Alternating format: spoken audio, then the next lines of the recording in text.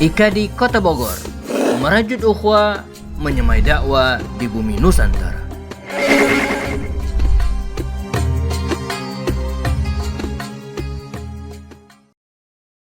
Bismillahirrahmanirrahim. Assalamualaikum warahmatullahi wabarakatuh.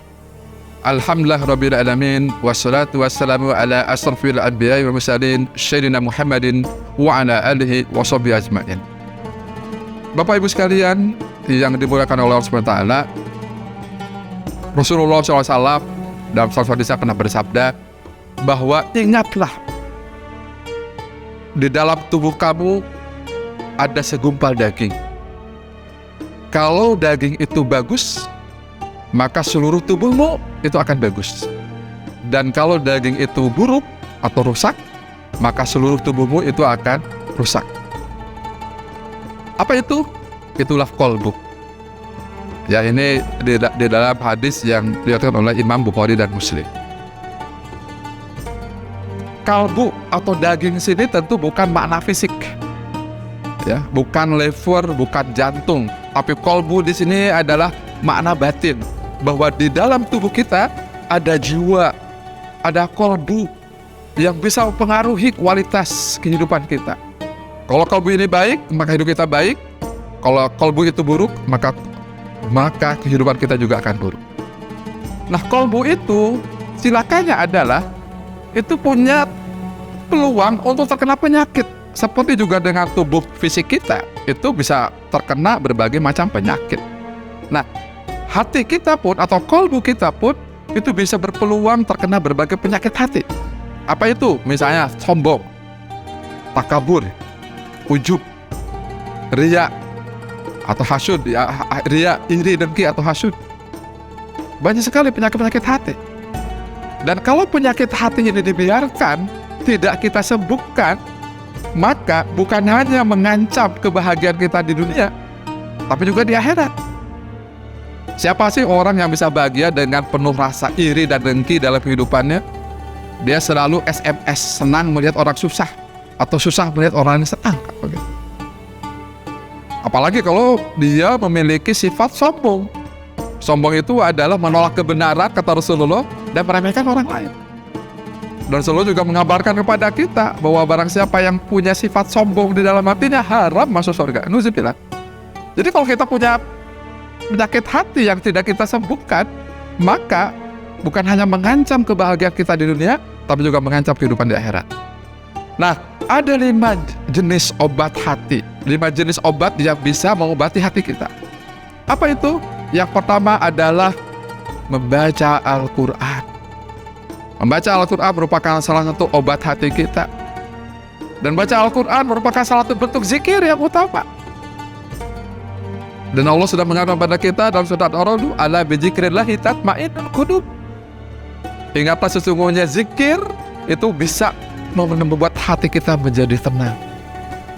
Nah, jadi obat hati kita adalah salah satu, yang pertama adalah membaca Al-Quran. Nah, di bulan Ramadan ini kita tentu banyak diminta, disunahkan untuk memperbanyak baca Al-Quran, untuk memperbanyak tadarus Al-Quran. Waktu saum kita jangan terlalu banyak isi dengan tidur, ya. Isi dengan baca Al-Quran, sekaligus kita baca maknanya, baca tafsirnya, agar Al-Quran yang kita baca itu betul-betul menjadi pedoman hidup kita dalam kehidupan sehari-hari. Itu jenis obat yang pertama, ya. Yang kedua apa? Yang kedua adalah saum, memperbanyak puasa. Ini adalah obat hati yang kedua, memperbanyak saum, mengosongkan perut. Nah, ketika berpuasa maka ada 2 manfaatnya. Secara fisik, sumu tasihu, saumlah kamu, puasa kamu itu akan menyehatkan. Yang kedua adalah secara jiwa. Puasa itu bisa mengendalikan hawa nafsu kita yang liar, hawa nafsu kita yang buas. Maka insya Allah puasa kita, upaya kita untuk mengosongkan perut, melatih jiwa kita, itu menjadi obat hati yang kedua. Nah, bagaimana obat hati yang ketiga, keempat, kelima? Mari kita saksikan setelah pesan-pesan berikut ini. Assalamualaikum warahmatullahi wabarakatuh. Insyaallah IKA di Kota Bogor siap menemani hari-hari Anda dengan video-video inspiratif, tausiah dan penuh hikmah setiap hari menjelang berbuka puasa.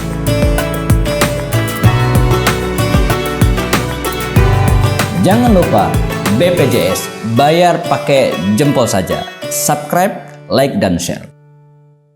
Bapak Ibu sekalian, hadirin sekalian yang berbahagia. Tadi sudah kita jelaskan ada 5 jenis obat hati ya.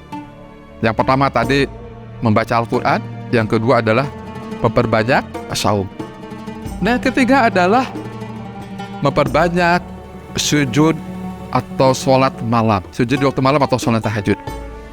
Nah, ini adalah obat hati yang ketiga, memperbanyak tahajud atau berbanyak qiyamul lail, sholat malam. Sholat malam adalah kebiasaan orang-orang soleh zaman dulu. Ya, bukan hanya umat Nabi Muhammad SAW saja, tapi kebiasaan orang-orang soleh sejak zaman nabi-nabi yang terdahulu. Itu melaksanakan sholat malam. Tentu kalau masalah caranya tentu bisa berbeda. Tetapi sholat malam, ibadah malam ini merupakan ibadah yang utama. Ya. Dan ini bisa kemudian menjadikan obat hati kita yang sangat mujara. Karena dengan kita sholat malam, kita berusaha menjadi hamba yang berusaha taat kepada Allah.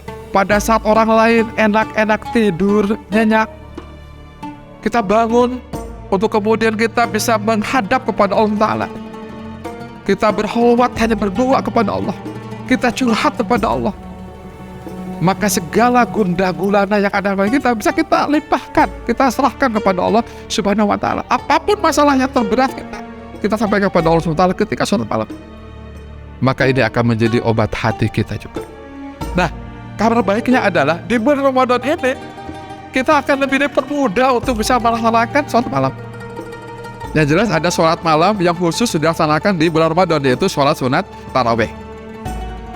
Nah, yang kita biasa laksanakan ba'da sholat isya, ada 11 rakaat, ada yang 23 rakaat, insya Allah dua-duanya benar, silahkan. Tetapi sebenarnya sholat tarawih ini tidak kemudian menghilangkan atau menggantikan sholat malam. Kita masih bisa untuk bisa tetap melaksanakan sholat malam kapan? Kalau bisa sebelum sahur. Jadi misalnya sekarang sahur, kita melaksanakan jam 4 misalnya sahur, maka setengah 4 kita bangun, kita laksanakan beberapa rakaat sholat malam.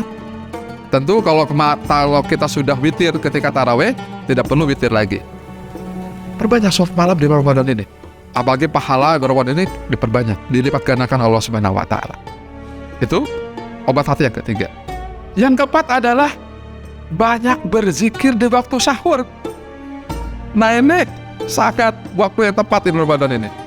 Di hari-hari biasa mungkin kita sering kesiangan bangun subuh, ya. Nggak sempat untuk saum sunat, ya.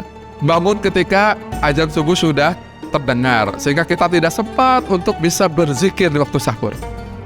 Nah, Bapak Ibu sekalian yang berbahagia, jadi sebaiknya kita bangun, kemudian kita sholat tahajud, kemudian perbanyak zikir, kita memperbanyak zikir kepada Allah, meminta kepada Allah. Baru setelah itu sahur, karena sahur itu sunnahnya adalah diakhirkan. Nah, yang kelima, obatan yang kelima adalah bergaul dengan orang-orang yang soleh. Kenapa bisa demikian? Karena kualitas agama kita itu tergantung siapa teman kita. Nah, kalau teman kita adalah orang-orang yang jelek, orang-orang yang buruk perangainya, maka bisa dijamin kita juga akan kecipratan pengaruh buruknya. Tapi kalau kita bergaul sama orang-orang soleh, insya Allah kita pun akan terkecipratan pengaruh solehnya. Maka obatan yang kelima adalah banyak bergaul sama orang-orang soleh. Nah, di bulan Ramadan ini kita punya banyak peluang untuk bisa bergaul sama orang soleh. Kapan? Ketika sholat berjamaah di masjid, ketika sholat tarawih, ketika menunggu buka bersama sambil mendengarkan khutbah di masjid. Kita tadarus Al-Quran sama teman-teman kita, saudara kita di masjid. Jadi, alhamdulillah, ketika kita bisa sekarang menikmati bulan Ramadan ini, ada 5 obat hati yang bisa kita raih. Yang pertama adalah tadi banyak membaca Al-Quran, yang kedua puasa, yang jelas kita sedang laksanakan, yang ketiga adalah banyak tahajud, yang keempat banyak zikir di waktu sahur, dan yang kelima adalah banyak bergaul sama orang yang soleh. Mari jadikan Ramadan kita ini sebagai madrasah, sebagai sarana tarbiyah kita, untuk bisa mendidik hati kita dan mengobati hati kita dengan 5 jenis obat hati yang insya Allah banyak bisa kita amalkan di bulan Ramadan ini. Mungkin hanya itu dapat saya sampaikan. Semoga bermanfaat. Assalamualaikum warahmatullahi wabarakatuh.